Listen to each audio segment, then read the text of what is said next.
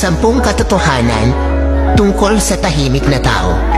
Una, ang tahimik na tao, madaldal talaga sila sa mga taong ka-close nila. Sila ay may 1 o 2 kaibigan lamang, yung totoong kaibigan. Pangatlo, mahiyain sila.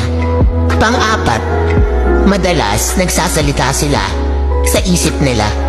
Pang-5, sila yung may mga magandang ngiti at nakakatawang tawa. Pang-6, sila ay tapat sa kanilang karelasyon. Pang-7, sila ay mapagmatsyag sa lahat ng sitwasyon. Pang-8, tahimik sila pero iba humagalit. Kaya wag mong gagalitin. Pang-9, sinasarili nila ang nararamdaman nila kahit nasasaktan na sila.